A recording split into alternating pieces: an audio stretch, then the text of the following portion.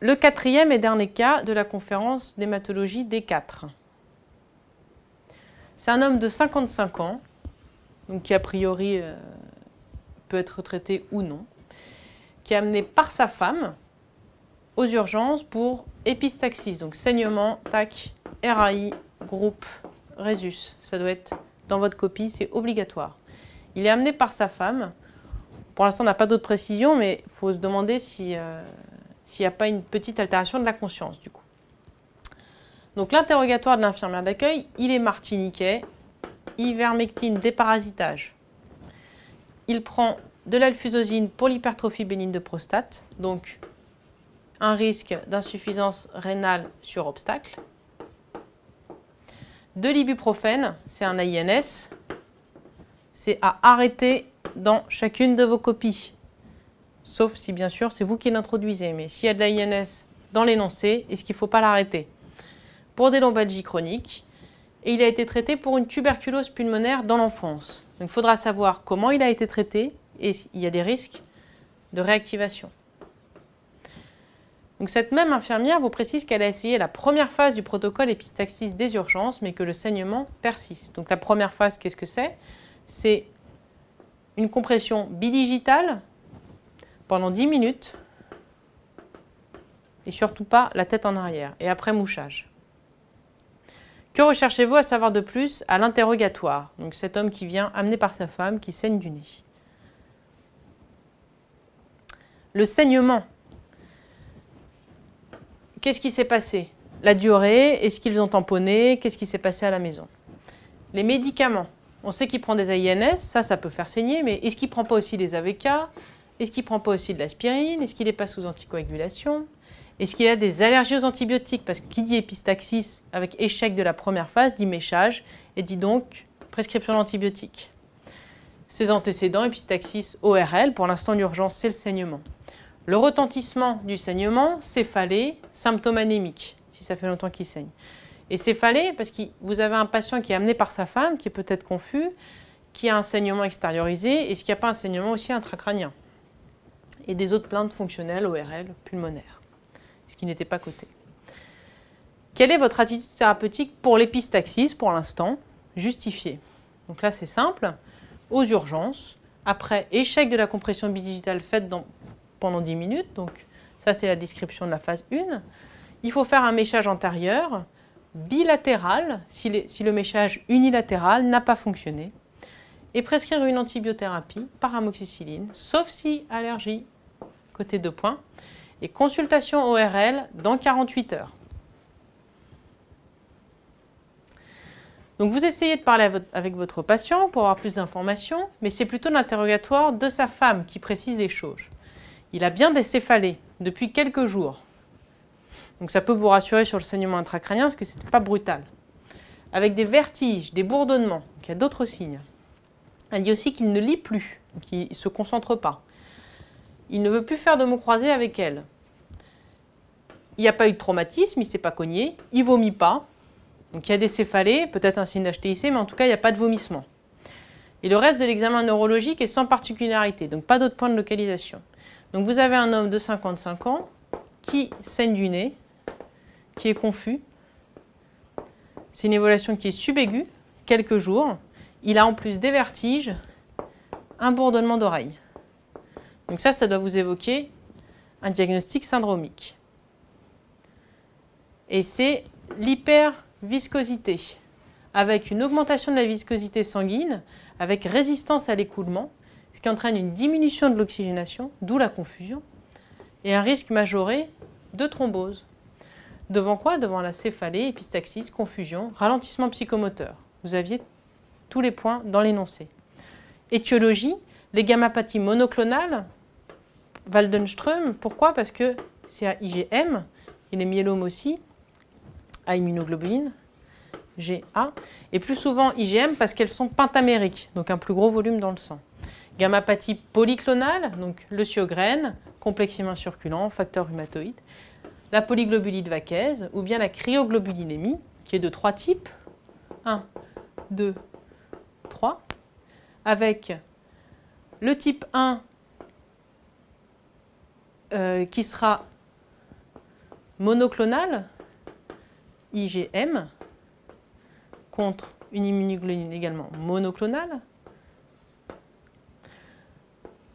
Le type 2 qui va surtout compliquer le VHC, et ce sera une immunoglobuline monoclonale contre des immunoglobulines polyclonales, donc elle est mixte, dite monoclonale, et le type 3 qui est mixte polyclonale, qui va compliquer le BV, le CMV, des infections lymphoïdes. La cryoglobulinémie, elle se diagnostique en faisant le prélèvement à 37 degrés, qui doit être conservé à 37 degrés, puis la précipitation s'observe à 4 degrés, et ça peut mettre plusieurs jours à précipiter.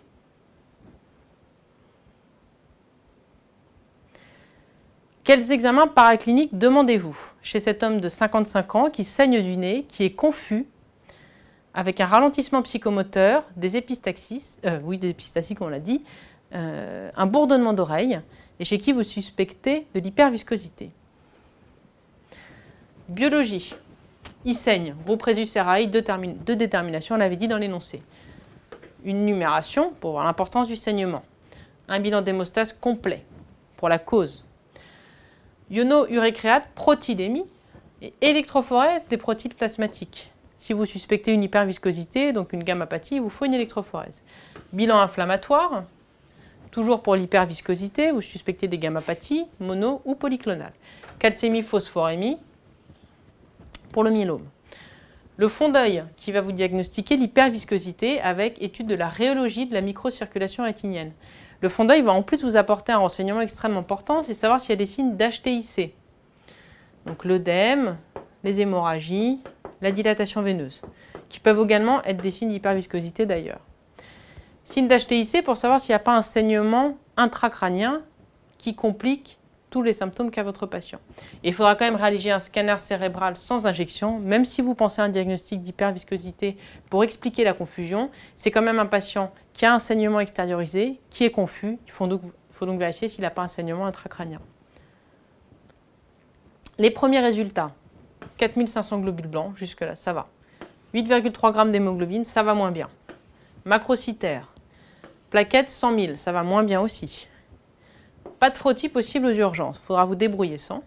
Il est hyponatrémique, 130. Est-ce que ça peut expliquer sa confusion? 130, peut-être pas. 4 de potassium, protide 130 g par litre, urécréate normale, pas de syndrome inflammatoire, mais une VS augmentée. Donc, dissociation VS-CRP, les protides et l'anémie et la thrombopénie. Commentez, qu'attendez-vous du frontiséguin et du reste de vos examens demandés? Parce que là, vous n'aviez qu'une partie des résultats. Donc, commentez. Anémie normochrome, légèrement macrocytaire, donc une cause centrale et probable.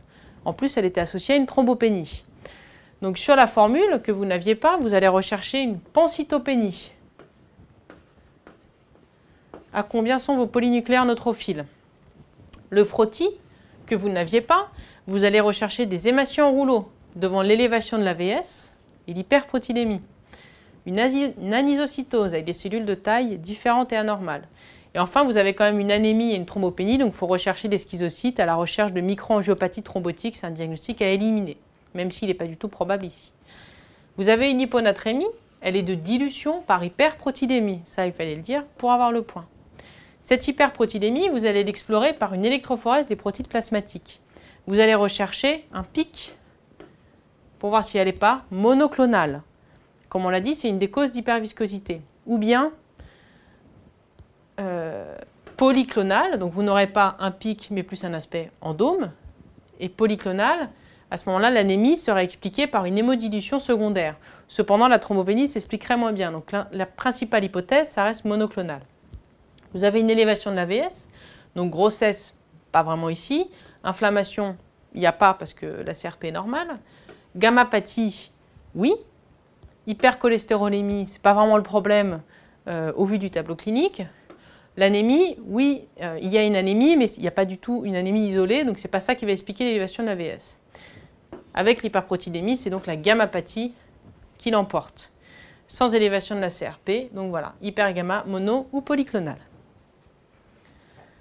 Votre externe vous montre deux examens qui sont les suivants. interprétez les résultats et expliquez-lui. Vous avez donc votre électrophorèse des protides sériques avec l'albumine, l'alpha 1, l'alpha 2, les bêta et les gamma. Donc ici, vous avez un pic qui migre dans les gamma-globulines. Vous avez ensuite cet examen-là qui représente une immunofixation avec une bande en IgG et une bande en lambda. Ici, vous avez votre témoin. Il y a donc une IgG lambda monoclonale. Donc très probablement un myélome multiple des os. Donc électrophorèse des protides plasmatiques, 5 points. Immunofixation, 5 points. Un clone, on peut aller surtout dire IgG lambda, chaîne lourde et chaîne légère. Hypergammaglobulinie monoclonale, le myélome. Quel diagnostic évoquez-vous? Comment le préciser? Il s'agit donc d'un myélome multiple des os, stade 3, parce qu'il y a l'anémie et également la thrombopénie, ou maladie de Keller avec IgG lambda. Le stade de Salmonelle-Dury, on s'en sert plus trop actuellement. On se sert plus de la recherche des signes de myélome symptomatiques. C'est ça qui va guider les praticiens pour le début du traitement. Les critères, c'est CRAB, calcémie, rein, anémie, atteinte osseuse. Il a une anémie, il faudra donc le traiter lui. Mais il faudra rechercher l'atteinte osseuse, l'atteinte rénale et la calcémie. Rénale, il ne l'a pas, et calcémie, elle était normale. Donc, comment est déterminé le diagnostic de myélome? Il y a 3 points, le myélogramme, le pic à l'électrophorèse et les atteintes osseuses. Si vous avez 2 critères sur 3, vous avez votre diagnostic. Il faut quand même faire le myélogramme pour le suivi du patient. Et c'est sur le pic que vous ferez un suivi régulier avant chaque cure de chimiothérapie.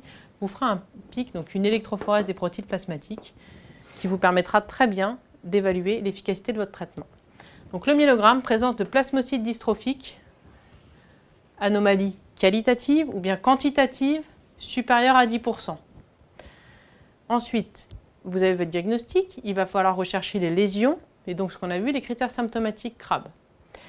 Pour les lésions, radiographie des os longs, avec des lésions, donc lacunes à l'emporte-pièce, des calcifications diffuses, rares lésions condensantes, mais c'est surtout des lacunes à l'emporte-pièce sur votre os, tac, ça fait une lise sans boursouflure autour, comme on peut voir dans les autres tumeurs osseuses.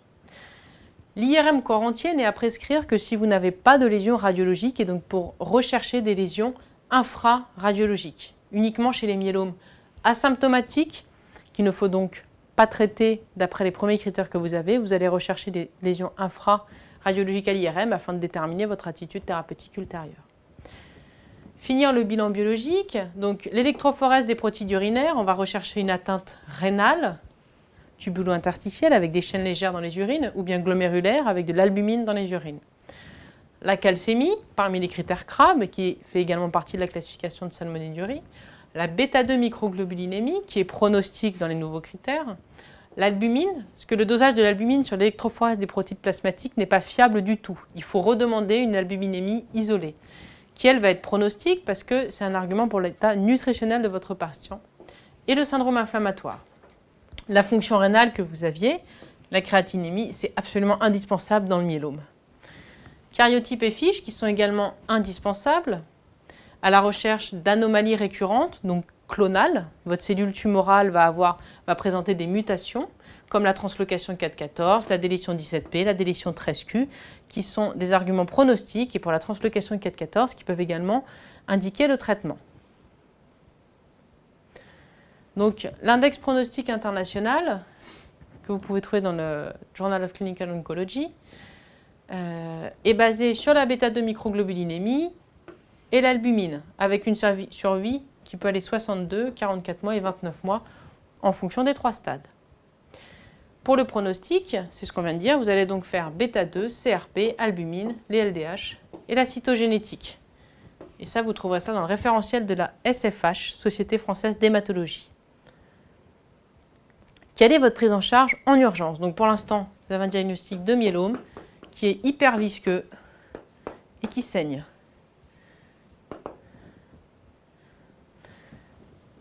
Informer, avant tout, le patient et sa famille sur l'urgence et le diagnostic de cancer possible. Hospitalisation, mise en condition, voie veineuse périphérique. Il faut lui faire le myélogramme. Pour l'instant, vous avez juste le pic à l'électrophorèse pour avoir les 10% de plasmocytes ou les plasmocytes dystrophiques. Et sur le plan thérapeutique, il faut faire des échanges plasmatiques en urgence, donc en milieu spécialisé, c'est coté, et débuter les corticoïdes qui font partie du traitement du myélome en urgence. Pas de transfusion de globules rouges, vu qu'il est déjà hyper visqueux. Si vous le transfusez en globules rouges, il va devenir encore plus visqueux. Il faut arrêter les AINS, sinon il va perdre son rein avec le myélome. Il était martiniquais, il faut donc le déparasiter avec l'ivermectine. On est dans l'urgence, donc l'antécédent de la tuberculose, on ne l'oublie pas, mais l'IDR et la radiothorax, ça peut attendre le lendemain. Surtout qu'il est apyrétique. En revanche, le déparasitage, c'est des comprimés à donner et on débute les corticoïdes, il faut donc absolument le faire. Donc il est suivi en hémato depuis 2 mois et il revient aux urgences pour fièvre et frissons depuis ce matin. C'est aigu. Les constantes, tension artérielle à 8,6, c'est pas bon. Il y a un fièvre et frisson 8,6, il y a donc probablement un sepsis. Saturation 98% et il est tachycarde. Que craignez-vous? Que faites-vous immédiatement? C'est un patient qui est sous chimiothérapie vu qu'il est suivi en hématologie pour un myélome de stade 3. Il a 39 et il a une petite tension.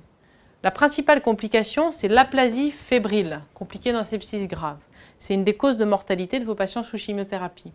Qu'est-ce qu'il faut faire? Il a 8,6 de tension, il faut le remplir. Expansion volimique avec du sérum physiologique, c'est ça ce qui est coté. Appel du réanimateur, si jamais la tension ne remonte pas. Il faut attendre juste de passer 500 cc de sérum phi en débit libre. En cas d'inefficacité, vous appelez le réanimateur ou vous l'appelez immédiatement. En tout cas, il faut que ça figure dans votre copie, le réanimateur. Prélever des hémocultures sur le PAC, donc la chambre implantable, ou bien le cathéter, avec différentiel de pouce, pour savoir si l'infection et le sepsis grave sont d'origine cathéter ou chambre implantable. Et débuter une antibiothérapie probabiliste, large spectre, intraveineuse, sans attendre les résultats. Par tazocilline, en l'absence d'allergie au bêta-lactamine.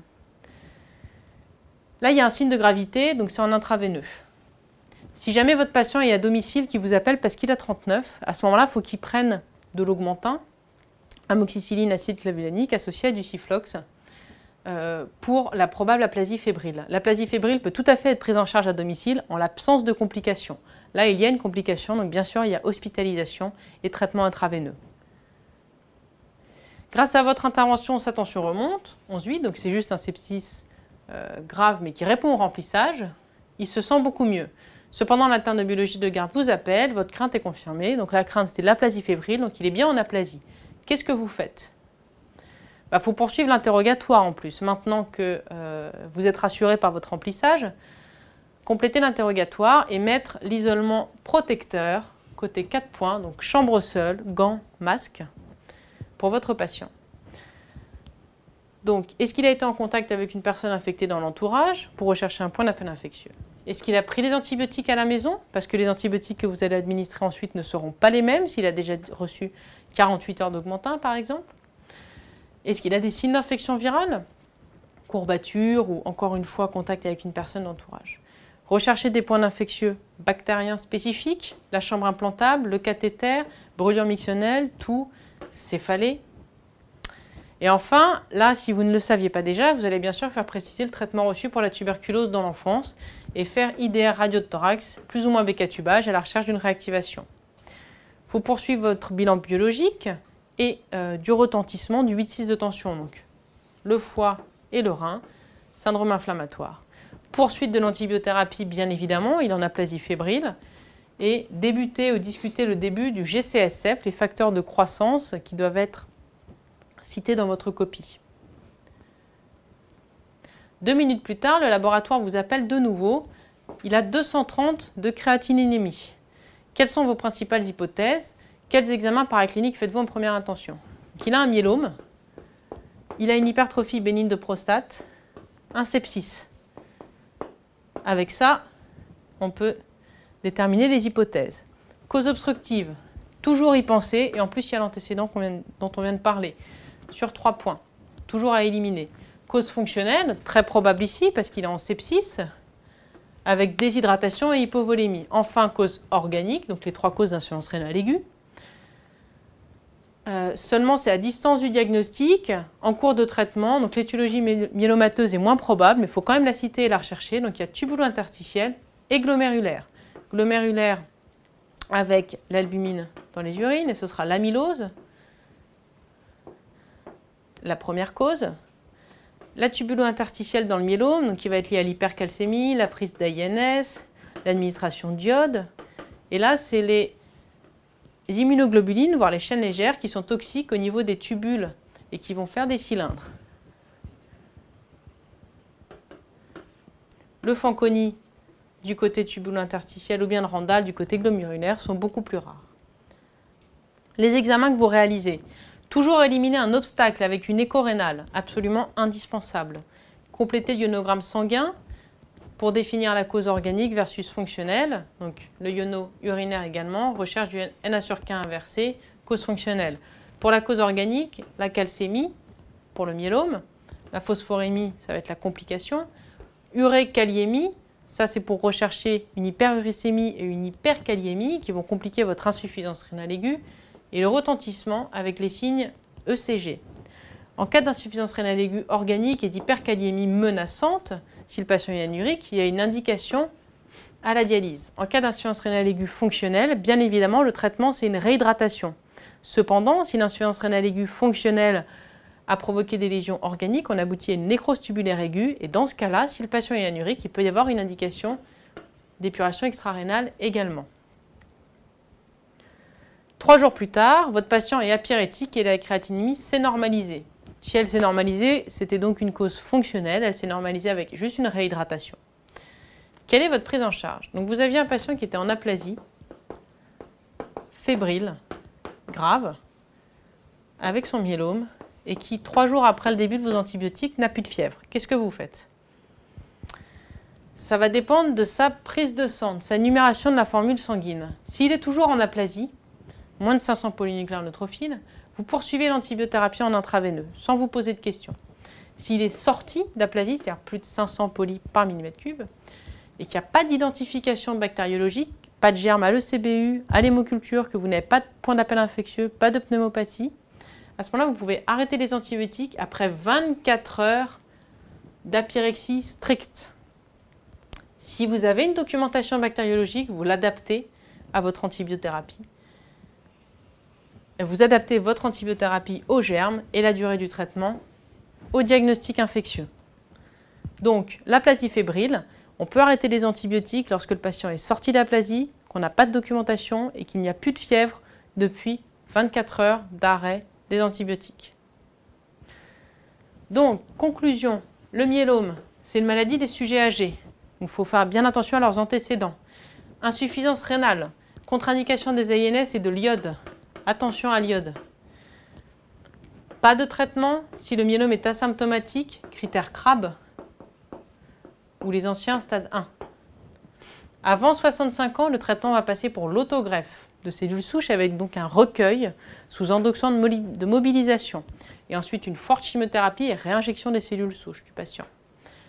Il faut rechercher une amylose avec, surtout donc chez les myélomes à chaîne légère, la présence d'un syndrome néphrotique et de l'albumine dans les urines, ou bien l'amylose se diagnostique, elle se diagnostique par la BGSA, rouge Congo positif, amylose AL. Les items abordés, numéro 166, myélome multiple des os, 173, prescription et surveillance des anti-infectieux, 174, prescription et surveillance des anti-inflammatoires stéroïdiens et non stéroïdiens, 200, état de choc, 203, fièvre aiguë chez l'enfant et chez l'adulte, 264, néphropathie glomérulaire, 310, élévation de la créatininémie, 313, épistaxis, 316, hémogramme, indication et interprétation.